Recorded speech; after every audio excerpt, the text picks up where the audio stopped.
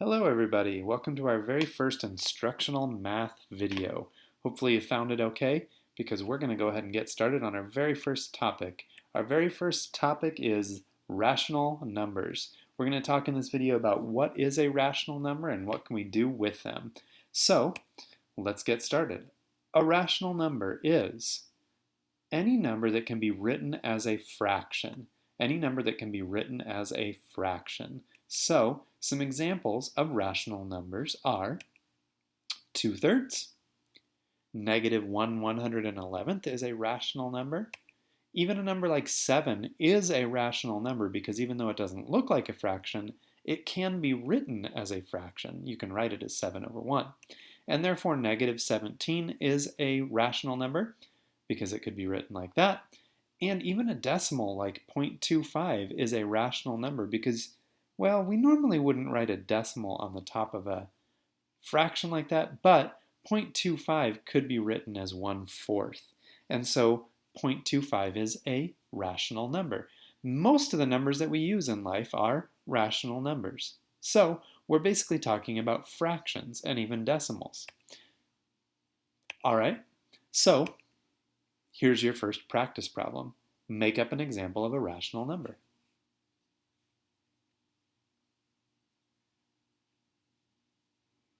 Okay, now that we got that out of the way, let's talk about what can we do with rational numbers? Well, we can convert a fraction, which is a type of rational number, into a decimal.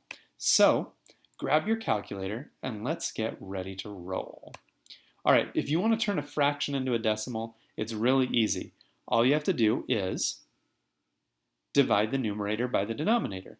So in this case, we're going to do 3 divided by 4. Now just be careful. It's not 4 divided by 3. It's 3 divided by 4. Numerator divided by denominator, or top divided by bottom.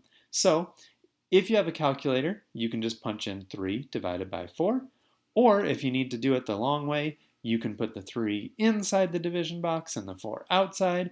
And you can say 3 and 4 doesn't go into 3, but it does go into 37 times, and 7 times 4 is 28, and then you do 30 minus 28, and that's 2, and then you go, okay, 4 into 2. No, but you bring down the 0. 4 into 20 goes 5 times. 5 times 4 is 20. Okay, good, we have no remainder, and therefore 3/4 is 0.75. That's our decimal version of 3/4.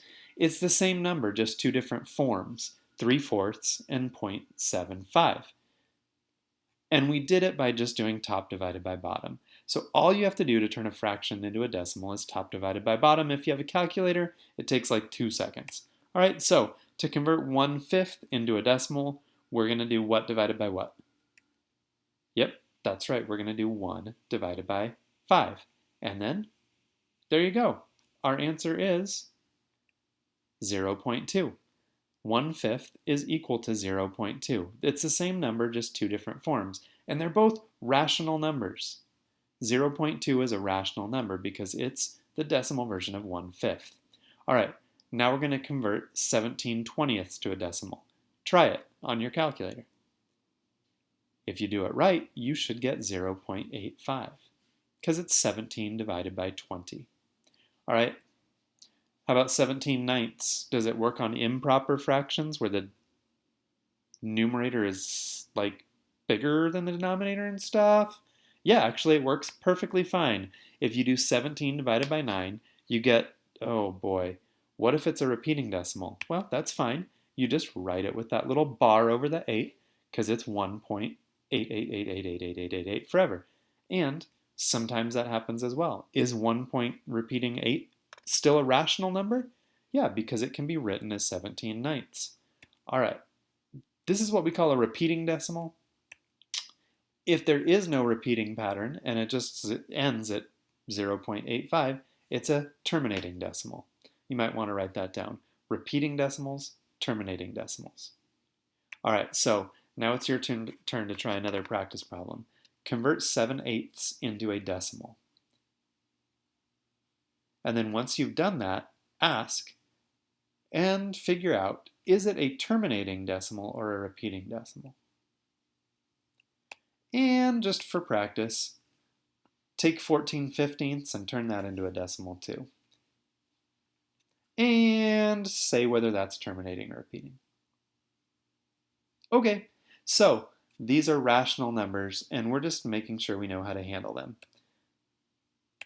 By the way, when we did 1/5 and we turned it into a decimal and we did it on our calculator, could we check to make sure that we did it right?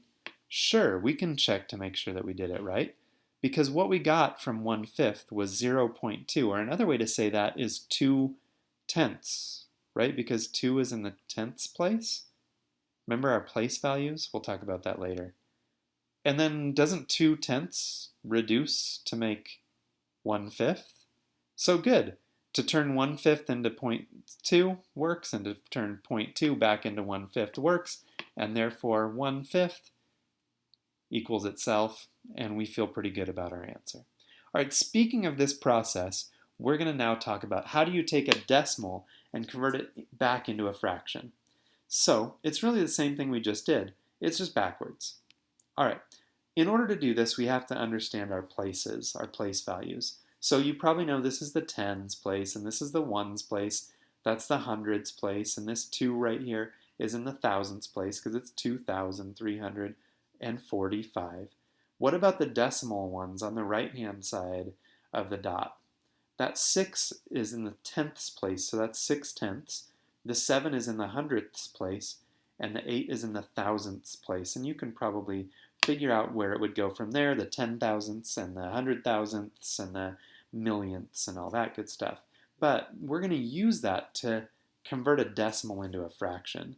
This 9 is in the tenths spot, so that 0.9 is really 9/10. Oh, we just turned a decimal into a fraction. See how easy that was? You just say it. You write it the way you say it, 9/10. And now it's a fraction. Okay, so to turn a decimal into a fraction, use tenths or hundredths or thousandths, etc., depending on the length of the decimal. 0.8 is 8 in the tenths spot. Oh, but you can reduce that, so you probably should. All right, what if it's 0.73? Well, that's 73, but it ends not in the tenths spot, it ends in the hundredths spot, so it's 73 hundredths. All right, and 0.44 is 44 hundredths. Again, you can reduce that, so do it. All right, what if it's 0.899? That's 899, and it's not in the tenths or the hundredths, it's in the thousandths. So it's 899 thousandths. Easy. All right, so if we're going to turn 0.65 into a fraction, we would say it's 13. Wait a second. 13/20ths? I thought it was supposed to be 65 over 100. Oh, wait.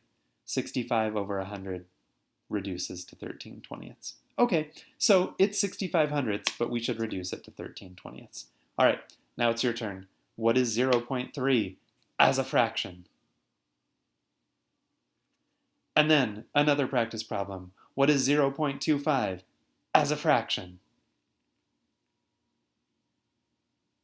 All right, once you've mastered that, you're pretty much good to go, except one last little thing about rational numbers. What if it's a repeating decimal? What if instead of just 0.8, it's a 0.8 repeating? Well, it's not really the same as 8/10, because does it end in the tenths place? No. Does it end in the hundredths place? Not really, because it never really actually ends. So do we put 8 over 10, or do we put 8 over 100, or do we put... Well, we can't really do any of that. Here's the trick on repeating decimals, and you just kind of have to know the trick. To change a repeating decimal into a fraction, instead of tenths or hundredths or thousandths, we're going to use ninths or 99ths or 999ths or something like that. So, all we had to do was put 8 over 9 instead of 8 over 10. That was easy. This would just be 3 over 9 instead of 3 over 10. And then you can reduce it to 1/3, and maybe you even knew that 1/3 is 0.3 repeating. All right, what about 0.17 repeating? It's going to be 17, but it's not going to be 17 over 100 in the hundredths place. It's going to be 17 over 99. And that's the really simple trick to do with repeating decimals. So if you understand that, then you can do this one last practice problem, and then you'll be done with tonight's video notes. Convert 0.6 repeating into a fraction. What was that? Oh, who did that? Oh my gosh. All right, guys, you are done. Thanks for watching your very first instructional math video. Feel free to pause and go back and rewind or anything you need to do to help you make sense of this. And if you had any questions throughout this video, just write them down in your video notes and we will cover it tomorrow in class. Adios, amigos.